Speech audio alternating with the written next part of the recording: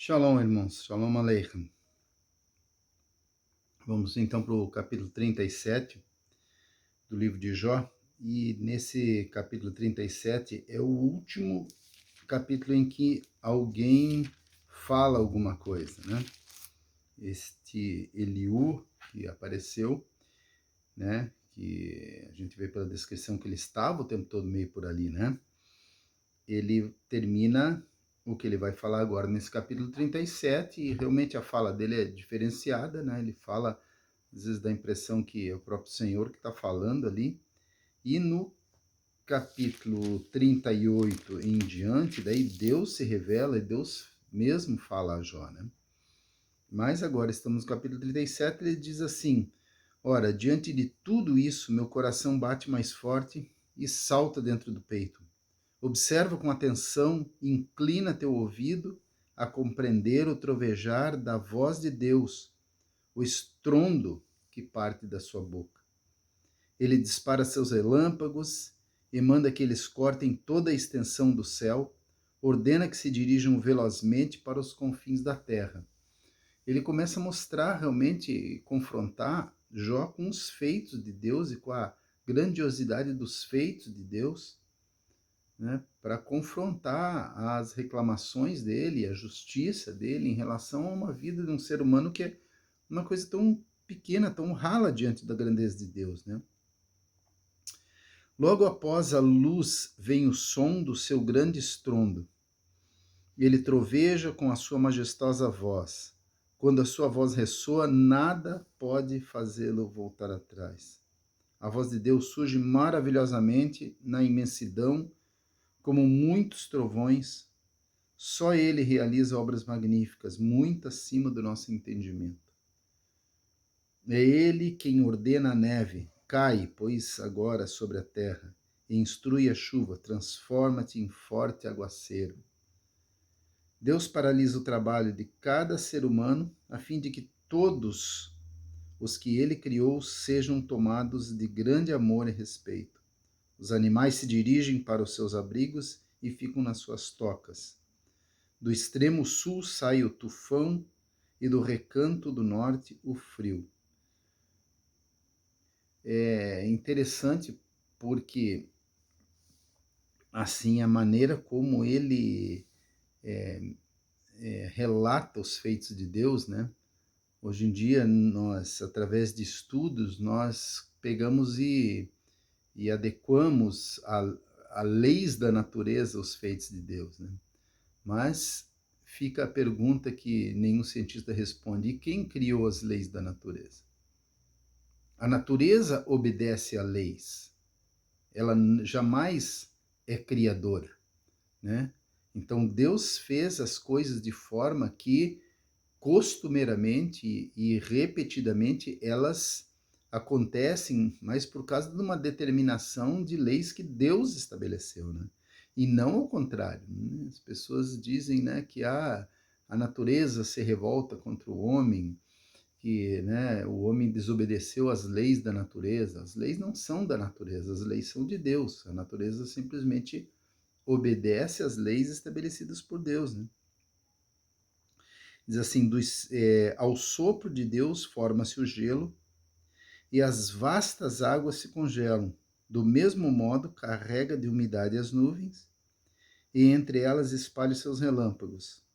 Ele as faz girar, circulando sobre a face de toda a imensidão da terra, a fim de que cumpram tudo o que lhes ordena.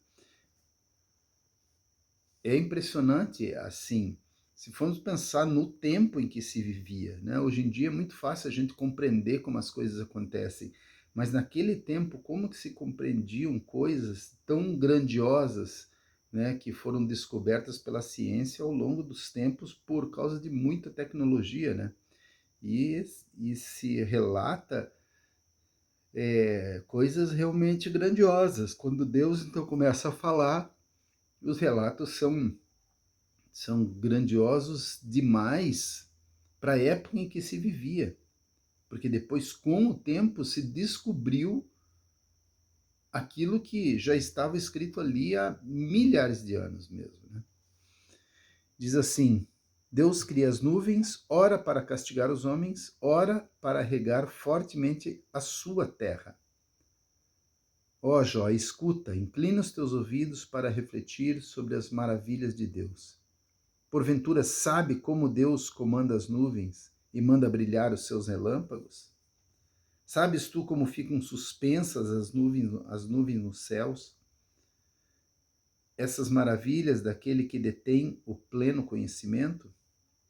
Percebes que em tua roupa desfalece de calor quando a terra é alcançada e fica amortecida pelo vento sul?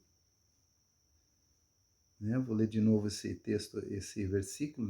Percebes que em tua roupa desfaleces de calor quando a terra é alcançada e fica amortecida pelo vento sul?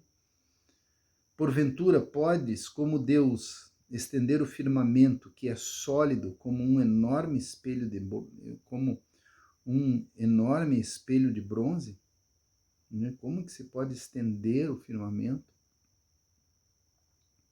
Sendo assim, ensina-nos o que responderemos a ele, pois nós, por causa das trevas, não conseguimos sequer preparar as nossas próprias defesas.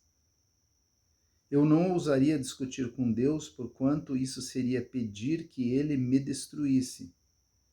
Pessoa alguma consegue olhar para o sol nos altos céus, depois que o vento passa e clareia o firmamento.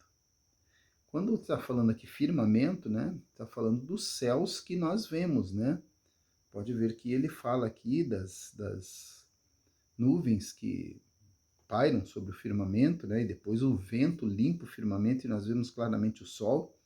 E daí ele diz assim: do norte vem a luz dourada, de onde vem em temível majestade. Deus vem em temível majestade. Quando o Todo-Poderoso não nos... Quanto ao Todo-Poderoso, não nos é possível compreendê-lo. Ele é magnífico em poder e justiça, pleno de retidão. Deus não oprime ninguém. Por isso, os seres humanos devem amá-lo com toda reverência. Contudo, ele não dispensa sua atenção aos arrogantes e àqueles que a si mesmos se julgam sábios. É muito tremendo isso daqui, Depois isso é falado durante toda a palavra de Deus, é falado lá no Novo Testamento, Deus, ele o homem deve amá-lo com toda reverência. Isso fala, no final ali do livro de Eclesiastes, E diz assim: contudo, ele não dispensa sua atenção aos arrogantes e àqueles que a si mesmos se julgam sábios. Deus resiste ao soberbo e dá graça aos humildes, E isso já se escrevia, com o livro de Jó, que é considerado talvez o primeiro mesmo livro de toda a Escritura. Aqui termina o capítulo 37, embora haja tempo ainda, não vamos entrar no 38, porque o 38 é de grandes reflexões e é muito longo daí. Mas estamos aí, 37, 38, falta 38, 39, 40, 41 e 42, se encerra o livro. Um bom proveito para todos.